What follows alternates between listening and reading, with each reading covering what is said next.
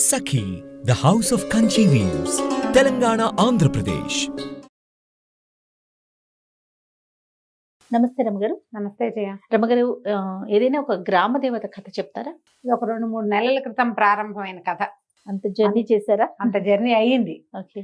నేను ఇక్కడికి వెళ్ళబోతున్నాను. మన కొండ బిట్రగుంట ప్రసన్న వెంకటేశ్వర స్వామి దేవస్థానంలో రేపు దసరా పండగలు మొదలయ్యాక 6వ తారీఖు ఒక ప్రోగ్రాం జరగబోతోంది. అప్పుడు ఇంతకుముందు మనం కొండ బిట్రగుంట దేవాలయం గురించి, వెంకటేశ్వర స్వామి గురించి మాట్లాడుకున్నప్పుడు నాకు మన విష్ణు యాంకర్ విష్ణు పుస్తకం తెచ్చిచ్చాడు. మీ తమ్ముడు ఒక పుస్తకం తెచ్చిచ్చాడు, బిట్రగుంట దేవస్థానం గురించిన కథ. నేను అది చదివి ఆ కథ చెప్పా. వాళ్ళు ఆ కథ వినే, అమ్మ మీరు రండి, మీరు ఈ కథ చెప్పాలి మాకని పిలిచారు. అయితే ఈ పుస్తకం కోసం ఆ పుస్తకం నేను ఎవరికో ఇచ్చా, ఎక్కడ పెట్టానో గుర్తు రాలేదు. ఒక్కసారి మళ్ళీ వివరాలు చూడాలని, ఎక్కడికైనా వెళ్ళేటప్పుడు బుక్ రిఫర్ చేసుకుంటే మంచిది కదా. ఇక ఆ పుస్తకం కోసం ఆ విష్ణుని పట్టుకుంటే ఆ విష్ణు చెప్పాడు, మీకు ఇంకొక గ్రామదేవత పుస్తకం ఇస్తాను, ఆమె గురించి చెప్పండి అన్నాడు. అంతకుముందు రంగనాయకులపేటలో ఉన్న రంగనాయక స్వామి, నెల్లూరు రంగనాయక స్వామిదే ఆ అబ్బాయే పట్టుకొచ్చాడు. మన ఈ బిట్రగుంట దేవస్థానంది ఆ అబ్బాయి పట్టుకొచ్చాడు. ఇప్పుడు కళగోళ శాంభవి అట, కళాగోళ శాంభవి అంటే కళగల అమ్మ ఆవిడ. ఆ కళగల తల్లే కళాగోళంగా మారింది. ఇప్పుడు ప్రధానంగా మా తమ్ముడు ఆలోచన ఏంటంటే, నెల్లూరు పరిసర ప్రాంతాల్లో ఉన్నటువంటి ప్రఖ్యాత దేవస్థానాలన్నీ కూడా మీ నోటి ద్వారా చెప్పించాలి అది తన ఉద్దేశం. పట్టుకొచ్చి ఇచ్చాడు. సరే నేనేమన్నా, బాబు ఇప్పుడు ఇట్లా కాకుండా దసరాలు మొదలైనప్పుడు చెప్దాము, అమ్మవారికి కూడా కథలు చెప్పుకోవడానికి కూడా బాగుంటుంది, సందర్భం వస్తుందని చెప్పి 2 నెలల నుంచి ఈ పుస్తకం పక్కన పెట్టుకొని ఉంచుకున్న పుస్తకం రమ్మగారు. ఇప్పుడు ఇదే పుస్తకం. అబ్బా, అమ్మవారు ఆవిడే. పెద్ద కళ్ళు. అయితే ఈవిడ స్వయంభూ, తనంతట తను వెలసిన తల్లే అని చెప్తారు. చాలా చిత్రమైన గాథ ఉంది, చెప్దాం. నెల్లూరుకి దాదాపుగా ఒక 60 కిలోమీటర్ల దూరంలో పొట్టి శ్రీరాములు జిల్లా, మనకు తెలిసిందే కదా. అయితే ఇక్కడ కావలి పేరు కూడా అందరికీ తెలిసిందే. ఈ కావలి గ్రామము ఇదివరకు ఎలా ఉండేది, పూర్వకాలంలో కావలే కాదు, అసలు అన్ని గ్రామాలు కూడా 500 సంవత్సరాల క్రితం మొదలైన గాథట ఇది. ఈ అమ్మవారిది గ్రామం ఎలా ఉండేది, కొన్ని ఇళ్ళు, ఒక ప్రాంతం, మళ్ళీ ఒక చిట్టడివి, మళ్ళా కొన్ని ఇళ్ళు, అలాగా చిన్న చిన్న ఊళ్ళు కూడా సర్వాయిపాలెమని, చిట్టాయిపాలెమని, ఇలా పాలేలు చిన్నవి, ఒక 30-40 ఇళ్ళు రైతులుగా ఉండేవాళ్ళు. ఆ కాలం అంతా రైతుల కాలమే కదా. ఈ వీట్లలో ఈ చుట్టుపక్కల ఉన్న అన్ని గ్రామాల్లో సర్వాయిపాలెం అనేది ఒక గ్రామం. ఈ సర్వాయిపాలెం వాళ్ళకి అస్సలు పంటలు పండలేదట కొంతకాలం పాటు, చాలా ఇబ్బందులు పడేవాళ్ళు. అయితే వీళ్ళు ఏం చేశారట, ఇలా ఒక రకమైన సమస్య, అంటే క్షామం లాంటిది వచ్చేసింది. నీటి ఎద్దడి ఉండేది, క్షామం ఉండేది. వీళ్ళు కావలి గ్రామంలో ఉన్నటువంటి శివాలయానికి వెళ్ళి పరిపరి విధాలుగా అమ్మవారిని అయ్యవారిని ప్రార్థన చేసి, చూద్దాం అమ్మ దయ ఏదైనా ఉంటుందేమోనని రాగులు చల్లుకున్నారట తమ పొలాల్లో. వీళ్ళైపోయినాయి భూములు, ఏమి పండటల్లా. రాగులు పండుతాయి, ఎంతో కొంత పండితే వేసుకుంటే. ఈ రాగులు అందరికీ పండలేదు, కానీ ఒక రామిరెడ్డి గారిని ఒక ఆయనకి మాత్రమే కొంచెం పండినాయట. ఏం చేస్తారు ఆ సర్వాయిపాలెం గ్రామస్తులు, ఆ రాగులు ఊడ్చి మొత్తం అన్ని నూర్చుకుని ఒక బొట్ట అంటారు దాన్ని, ఏమంటారు, మన ఇది ఉంటుంది, గంప ఉంటుంది కదా, ఒక గంప నిండుకి వచ్చినాయట. ఆయన ఊళ్ళో వాళ్ళందరినీ పిలిచి, అందరం ప్రయత్నం చేశాము, ఎవ్వరికి పండలేదు, నాకు ఒక్కడికే పండింది, అది కూడా ఇంత మాత్రమే, ఏం చేద్దాం, ఇదే అమ్మదయ్యని తలా 3 గుప్పెళ్ళు తీసుకుపోండి. అలా ఒక 3 గుప్పెళ్ళు తీసుకుంటే భార్యకి పిల్లలకి ఇంట్లో కాచుకుని తాగండి, దీన్నే పంచుకుందాం అన్నట్టు. ఎంత మంచి ఆలోచన చూడు. తనకు ఒక్కరికి పండితే ఆయన ఒక్కడు పోనీ సగం ఉంచుకుని సగం ఇవ్వటం కాదు, ఆ ఎన్ని రాగులు నూర్చారో ఆ రాగుల్ని ఎదురుగుండా పెట్టి తీసుకోండి తలా కాసిని అంటే, ఎంత తీసినా ఆ రాగులు ఉంటూనే ఉన్నాయట అందులో. అందరు తీసుకుంటున్నారు, బొట్టలో ఇంకా రాగులు ఉన్నాయి. ఏదో వింటుంది ఇందులోనే అని అనిపించిందట. అయితే రాగి బొట్టని, ఆ రాగులున్న దాన్ని బోర్లిస్తే అందులో ఒక 9 అంగుళాల ఇంత పంచలోహ విగ్రహ రూపంలో అమ్మవారు కళకళ్ళాడుతూ కనపడిందట వాళ్ళకి. అట్లా విగ్రహ రూపంలోనే వెలిసింది. అబ్బా, తెల్లబోయట, ఎంత కళగా ఉందట. 9 అంగుళాలంటే ఇంతేగా ఉంటుంది, అంతే కదా. 12 అంగుళాలు 1 అడుగు, 9 అంగుళాలు అంటే 30 అడుగు. ఎంత కళగా ఉందట, అసలు మెరిసిపోతున్న మొహంలోంచి ఇట్లా కాంతి వస్తుంది. ఎంత అద్భుతంగా ఉందో. ఒక అశరీరవాణి వినపడిందట. పండిన కాస్తని ఇదే అమ్మణ్ణి దయ అని భావించి ఐకమత్యంగా ఉండి అందులోంచే తలా ఒక గుప్పెడు తీసుకోవాలన్న మీ భావల నుంచే నేను ఉద్భవించానని చెప్పిందట అమ్మవారు. ఆమెని ప్రతిష్ఠించుకున్నారు. ఆమె చాలా బాగా కాపాడిందట. తర్వాత వర్షాలు పడ్డాయి, మంచిగా పంటలు పండేవి. సాయంకాలం అయ్యేసరికల్లా అమ్మవారు సంచారానికి వెళ్ళేదట ఈమె. ఇది చూడ్డానికి మామూలుగా కనపడేది. ఈ అమ్మవారికి ఒక పేరు పెట్టుకోవాలనుకున్నారు.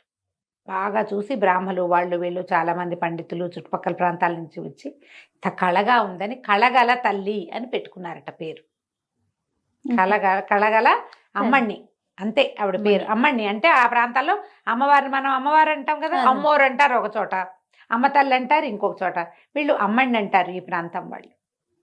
ఏది పండినా అది అమ్మణ్ణి దయ అనుకునేవాళ్ళు. ఆమెను తలుచుకుని ఆమెకు చూపించి ఆమెతో చెప్పి చేసుకునేవాళ్ళు. చక్కగా అన్ని పంటలు పండేవి. సాయంత్రం అయ్యేసరికల్లా ఉగ్రరూపిణిగా ఆవిడ గ్రామాల్ని రక్షించేవారు. ఉగ్రస్వరూపిణిగా గ్రామాన్ని కాపాడేది.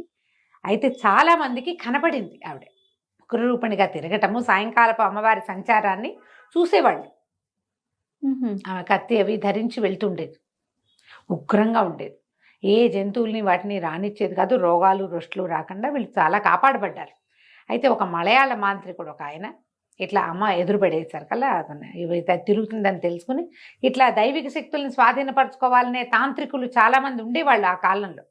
500 సంవత్సరాల నాడంటే అసలు ఆ రోజుల్లో ఎట్లా ఉండేవాళ్ళు మన ఊహకు కూడా రాదు. అయితే ఆమె అమ్మకి ఎదురుపడ్డాడు. ఆమెను స్వాధీనం చేసుకోవడానికి ప్రయత్నం చేస్తే ఆమె మహోగ్ర రూపం తలిచి మెడ సంహరించింది. అతని తలని పట్టుకుని తిరిగేదట ఆవిడ. ఇంకెవ్వరూ ఆ సాహసం చేయలే. అయితే ఈవిడ తెల్లవార్లు తిరిగేది అమ్మవారు. తిరిగి తెల్లవారేసరికల్లా వచ్చి విశ్రాంతి తీసుకునేది. ఈ ప్రజల తెల్లవారి దైనందిన జీవితం ఎట్లా మొదలవుతుంది? చెరుగుళ్ళు, దంపుళ్ళు, కోడి కూతలు. 3:30 కోడి కూయటం మొదలు పెడుతుంది. ఆవిడ అప్పుడే వచ్చేది. ఆమెకి నిద్రాభంగం అయిపోయేదట. ఈ కోడి కూతలు, దంపుళ్ళు, చెరుగుళ్ళు వినపడని చోటికి నన్ను పంపించమని అడిగిందట. ఎవరి మీదకైనా వచ్చి చెప్పించుండొచ్చు. అమ్మని నిద్రపోనీయరు. తెల్లాడేసరికి గ్రామంలో ఉన్న వాళ్ళందరూ ఒడ్లు దంచుకుంటారు. అవును, ఏదో రాగులు దంచుకుంటారు. ఒడ్లు కాకపోతే అక్కడ రాగులు పండుతాయి అనుకో, రాగులు దంచుకుంటారు, చెరుగుతారు. కోళ్ళు కూసినట్టే ఉంటాయి. కోడి లేని ఊరు ఎక్కడ ఉంటుంది? పల్లెటూరు. అయితే ఆవిడ అడిగింది, ఈ కోడి కూత లేని చోటికి నన్ను పంపించండి, అక్కడ ప్రతిష్ఠ చేయండి అంటే వీళ్ళందరూ ఆలోచించుకుని కావలి గ్రామంలో ఉన్న కొంతమంది పెద్ద పెద్ద కుటుంబాల వాళ్ళని తోటి మాట్లాడుకుని కావలికి సర్వైపాలనికి మధ్యలో ఒక పెద్ద కీకారణ్యం ఉందట. ఊళ్ళోకి వెళ్తే మోతే అమ్మకి. అందుకని ఏం చేశారు, ఈ కీకారణ్యంలో ఒక చదునైన ప్రదేశాన్ని సెలెక్ట్ చేసుకుని ఆ కుటుంబాల వాళ్ళ సహకారంతో అమ్మని తరలించారు. ఇక్కడి నుంచి తరలించడం ఎట్లా? సన్న వాయిద్యాలతోటి, డప్పులు మేళాలతోటి, దివిటీలతోటి, సర్వాభరణ శోభితగా సర్వాలంకారాలతోటి, అన్ని రకాల సేవలతోటి ఆ అమ్మని, ఈ కలగల అమ్మని తీసుకెళ్ళి కావలి దగ్గర ఉన్నటువంటి దీంట్లో అగ్రికారణ్యంలో ఒక చోట ప్రతిష్ఠ చేశారు. దేవాలయం నిర్మించుకున్నారు. విశేషంగానే చేసుకున్నారు అంతా. ఆ గ్రామం వాళ్ళు చూసేవాళ్ళు, కావలి వాళ్ళు వచ్చేవాళ్ళు. దీనికి ప్రధానంగా అర్చకుల్ని ఏర్పరచుకున్నారు. అది విశ్వబ్రాహ్మణులు ఇక్కడ అర్చకులట. సొన్నారులు అంటారు, కంసాలి అలా అని చెప్పుకుంటావు. కొంతమంది వడ్రంగి పని చేస్తారు, కొందరు బంగారం పని చేస్తారు కదా. వాళ్ళని విశ్వబ్రాహ్మణుల్ని ఇక్కడ అమ్మవారికి అర్చకులుగా ఉన్నారు. అక్కడి నుంచి వేద పఠనం చేయటానికి అన్నిటికీ వేరువేరుగా అందరినీ ఏర్పరిచారు. ఈ పుస్తకానికి ముందు మాట రాశారు తీయబిండి ఇంటి పేరుతో ఉన్నటువంటి ప్రొఫెసర్ గారు ఒక ఆయన. ఆ తీయబిండి వారే అర్చకులట అక్కడ. అయితే వంశానుగతంగా వస్తూ ఉండొచ్చు. 500 సంవత్సరాల క్రితం ఈ దేవాలయం నిర్మించినప్పుడే ఒక పెద్ద స్తూపం, ధ్వజస్తంభం చేయించారట. 60 అడుగుల ఎత్తు, దాదాపుగా 2.5 అడుగుల వెడల్పు ఉన్నటువంటి ఈ ఏకశిలా ధ్వజస్తంభం ఆంధ్రప్రదేశ్లో ఈ ఒక్క దేవాలయంలోనే ఉందని రాశారు బుక్లో. పెద్ద ఇది ఉందన్నమాట. చాలా ఏకశిలగా ఉన్న ధ్వజస్తంభం. ధ్వజాన్ని ముట్టుకుంటే అమ్మవారి పాదాలు ముట్టుకున్నట్టే. ఈమె కళగల తల్లి అని చెప్తాం కదా, ఆవిడ ఒక్కొక్కళ్ళకి ఒక్కొక్క రకంగా కనపడుతుంట. వరలక్ష్మి వ్రతాలు చేసినప్పుడు అందరు సామూహిక వ్రతాలు చేస్తారు, అమ్మవారి కుంకుమ పూజ చేస్తారు. ఆ రోజు ఒక కళ, దసరాల నాడు ఇంకొక కళ, ఈ అష్టమి నాడు ఒకటి, అట్లా వేరు కళలు చూపిస్తుంది అమ్మవారు. మనకి ఎట్లా చెప్పుకుంటామంటే సమస్తమైన కళలు ఉన్నాయి. చాలా చిత్రంగా చెప్తాం. ఇన్ని కళలు 360 కళలు ఉన్నాయి. 360 కళలు ధరించి ఉంటుంది. ఏ రోజులో అర్చన జరిగితే ఏ అర్చన జరిగితే దానికి సంబంధించిన కళా స్వరూపంగా కనపడుతుంది. చాలా ప్రత్యేకంగా చూడాల్సిన దేవస్థానం. భగవంతుడు నాకు మంచి అనుగ్రహం కలిగించింది ఏంటంటే వచ్చే వారం నేను అక్కడికి వెళ్తా.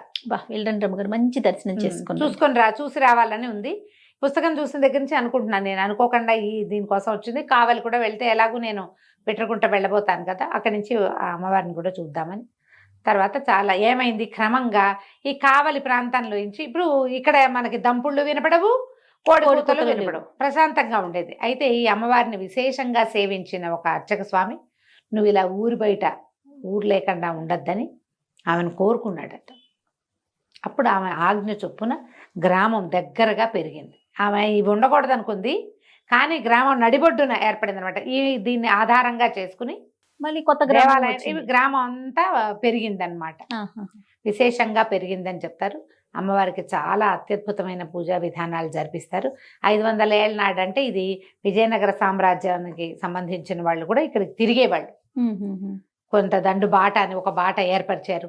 ఒక అత్యద్భుతమైన చెరువు అమ్మవారే ఆజ్ఞిచ్చి చెరువు తవ్విచ్చిందట, కావలి చెరువు.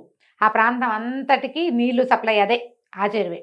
తర్వాత ఏమో వీళ్ళు విజయనగర సామ్రాజ్యానికి చెందిన రాజులు కొంతమంది ఆ ప్రాంతాల్లో వెళ్తూ ఏనుగుల బావి అనే పెద్ద దిగుడు బావిని తవ్వించారు.